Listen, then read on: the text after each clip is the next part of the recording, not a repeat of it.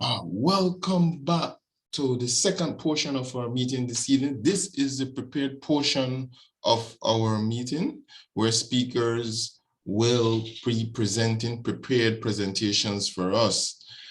Today we have two capable speakers. We have Abu Bakar and Angela, both of whom will be doing presentation for 5 to 7 minutes.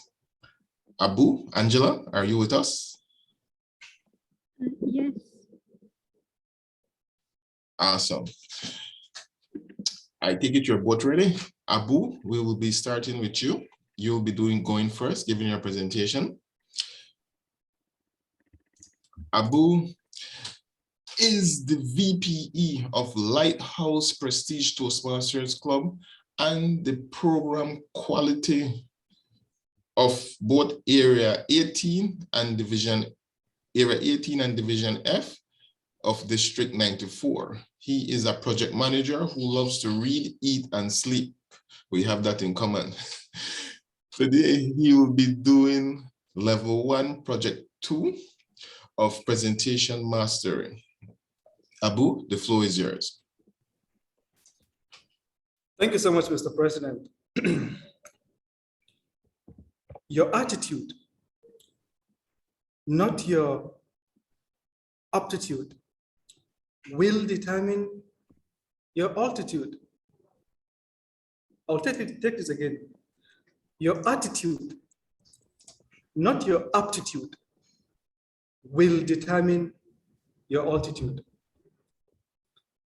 This was a quote by Zig Ziglar, an American writer. When I heard this quote, I was so shocked. Fellow Toastmasters and guests, I began to think to myself, why is your attitude so important that it gets to determine your altitude? Because I've always been under the impression that how smart you are in life will determine your level of success. If you have low grades in school, you will not be successful. But if you are a smart kid, your altitude will be high. So why is Zig Ziglar saying your attitude, not your aptitude? So I began researching. I went through a few books. I went through a few articles just to find out why attitude is so important. What makes it different? What makes it a determining factor to success in life? So I came upon a plethora of definitions, so many of them with different wordings. If I were to ask 2 or 3 of us here in the audience to tell us what they think attitude means, we will be hearing different words, but we will arrive at the same meaning. I did, however, I was able to coin one big definition, and here goes. Your attitude is the way you feel and think, what moves you about certain things, places, behaviors, events. What makes you do something and how it affects your environment. So when you really think about it, your attitude is your everything. The fact that you are here today is because of your attitude. Maybe you're here to learn something. Maybe you're here to give a speech. Maybe you're here to meet people, something. You can have a positive or a negative attitude, but at the end of the day, what you choose to do with your attitude determines how you will end up in life. If your attitude is like a car, then you are the driver. It's not the other way around. If this is the case, it means you are in total control of it. You are in total control of your attitude. A short story. There was a carpenter who was retiring, right? He was getting old. He was getting tired of the carpentry house building business. And so he told his employer that he's tired of the business, he wants to retire. His employer was so sad, but he told him, okay, please build one more house for me. And that's it, you can go. And then the carpenter took the job. But in time, it was so easy to see that the carpenter's heart was not in his work at all. He resorted to shoddy workmanship. He was using inferior materials. At some point where he was supposed to use extra solid materials, he just used weak items. It was simply an unfortunate way to end his career. And so he finished the house. He came to his employer and he told him, I am done. Please, this is the key. His employer took the key and he told him, okay, please, let us go and do an inspection on the house one last time. Upon arriving at the house, the employer now picked up the key and he told the carpenter, here, this is my gift to you. This house is yours. Now imagine the shock that carpenter must have gone through. He was building his own house. If only he had known that it was his house, I am sure it would have been the best house he has ever built. But he didn't. Imagine all the work he has done in vain. And so it is with us. Yes, us, we are the carpenter. I mean, we build our lives in a distracted manner. When it's time for school, we don't do it well. When it's time to give in our best, we don't. When it's time to prepare for speeches, we don't prepare to the best of our abilities.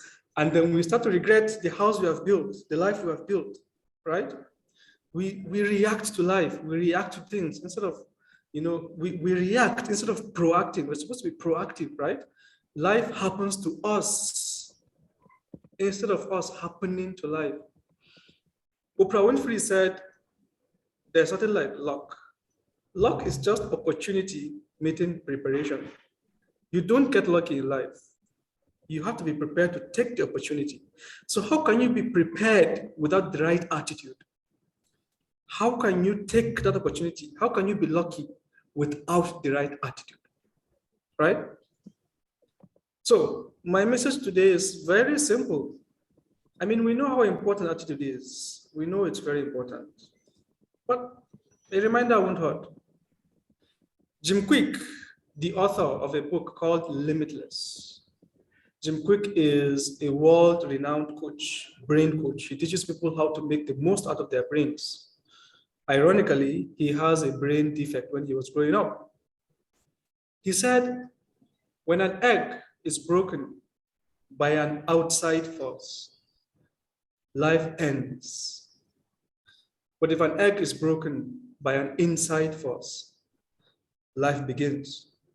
So great things always begin from the inside. So what's Jim Quick trying to tell us here? If you want to fix up your life, go ahead and do it, but please let it come from the inside. Let your motivation be intrinsic. Why are you here today? Why are you here at this Toastmasters meeting? Is it because you want to learn how to be a leader, how to be a public speaker? Or is it because you want to win best speaker of the day or best table topic speaker of the day? Let your motivation be intrinsic, and then your attitude would set sail. Ladies and gentlemen, fellow Toastmasters and guests, I will leave you with one final quote. A colleague of mine at work, his name is Martin Abraham, would always say, if you change the way you look at the world, then the world itself will change. So change your attitude and change your world. The Toastmaster. Excellent, excellent, excellent presentation, Abu. A round of applause once more for Abu.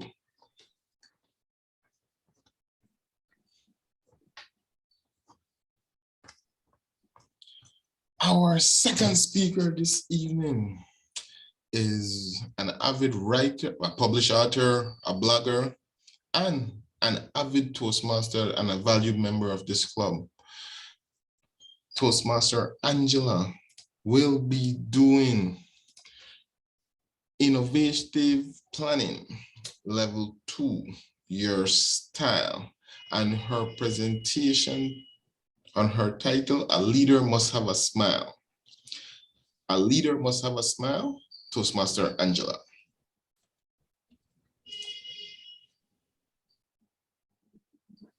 Thank you very much. A leader must have a smile. So I'm starting with a smile. I will smile even more if I can share my screen with you successfully. I just clicked on share and it disappeared. It did? Can you see? Can you yes, see? I can see your screen. Oh, that's wonderful. Well, the interesting thing is the number of different leadership styles there are according to Toastmasters. I have counted 1, 2, 3, 4, 5, 6, 7, 8. But there are many different systems. For example, if you take Myers-Briggs personality styles,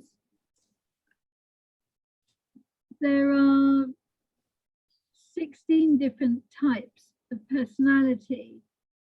Then you can take Enneagram and you can take Belbin and all sorts of different systems for analyzing leadership. But since we're here in Toastmasters, we are asked to look at Toastmasters styles. Now, if you do this project, before you start, they ask you to do a questionnaire and decide what type you are. Now, I would like you to tell me what type you think I am. Now, do you think I'm authoritative, democratic, laissez-faire, affiliative, innovative, altruistic, pace-setting, or coaching? I'll ask Edward, what do you think I am? I believe you're coaching. Interesting. Does anybody else agree or disagree with that verdict? Do you agree with that, or would you pick a different one? I agree with that, Angela. That was the first impression that I had with whatever limited information I have of you. Thank you. And Shehan? Same here. I had the first impression, coaching impression as well. All right, very interesting. So I would now like to ask you whether you can tell me what style you are. Edward, what style are you? Assertive. Most often I am assertive. Yes, great. Ananya, what about you? Yeah, I am usually democratic. Shehan? I would be a dynamic leader. I think I'm a bit of fusion of all. A fusion. Variable. Okay. Do any of the rest of you want to speak? Othman or Abu Bakr? Yes, I think you are a pace setter. I mean, based on what I know about you, and I would say I am an authoritative leader. I'm writing this down. Authoritative. Now, I next want to ask you, who do you think the different styles in a committee should be? Because you have a president, a VPE, a treasurer,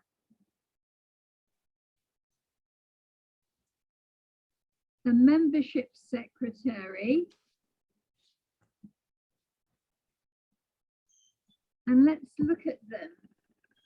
Now, who thinks a president should be authoritative? Obviously, Edmund thinks so. I think so. Abu Bakr, what do you think? You think so too? Shehan, how about you? No, I think it should be a democratic leader. Yeah.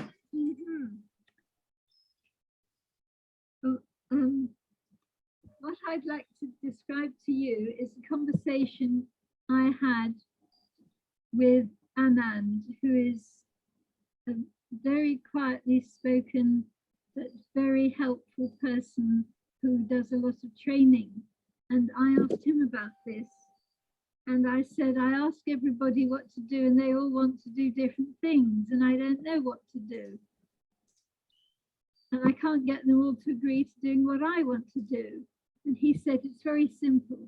You ask everybody what they want to do, you hold a secret ballot, and then you do what you want to do, but you tell them very nicely, I have consulted everything that you all said, and you all made interesting suggestions. But on balance, we have decided that this is the path we will take. And then everyone's happy because you've listened to them, you've heard what they have to say, they think they've made an input, and you're happy because you've done what you wanted. I thought that was absolutely brilliant because that typifies what he does. He keeps everybody happy, but he gets things done. Now, what Edmund said earlier was very interesting, and he's a prime example of this, to be a person who gets things done and who does it his way. When you hold a meeting, you need to start on time, but you also need to be flexible and to allow people to come in late and so on. And it always helps if people give you feedback and tell you what they are going to do or why they can't do something. And it's a constant debate in the club as to who should make a decision. For example, how much money you're going to spend out of your membership fees on paying outside speakers or paying expenses or providing food or giving trophies. And I've belonged to two types of club. One where the leaders are people who've got lots of money and they say, oh, everyone can afford this. And it works because if nobody else gives the money, then they give the money. Then there are other clubs where nobody has any money, nobody spends any money. When you have a party, everybody brings their own food and shares it around. And you buy all your trophies and your gifts from the $2 shops, and everyone is quite happy. And that seems to work equally well. And it seems to me that in the end, it doesn't matter which style you have, so long as everyone is happy and you get things done. So what have I done in my life? I started very democratically, basically because I didn't know what to do. What I should have done earlier on was made sure when things went well, that when I had a coach, a mentor who was telling me what to do, I did what they said and it worked brilliantly. And now, in a sense, I'm trying to do the same and trying to coach someone and tell them what to do. And in a committee, my rule is you have a committee meeting every week, 6 o'clock on a Sunday evening, and then you tell them what's going to happen at the next meeting. At the end of each meeting, you call on volunteers, and if you don't get them, like in table topics, you pick them and you say, you do this, you do that, you do that, and that's it.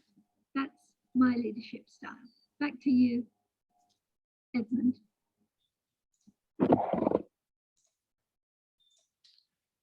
Excellent job as always, Angela. Yes, we have had 2 manual presentations this evening. Both of them made us reflect on who we are as leaders and how our attitude can shape the world around us. Excellent job by both speakers. We take another 5-minute break and then we do the evaluation of our speakers this evening.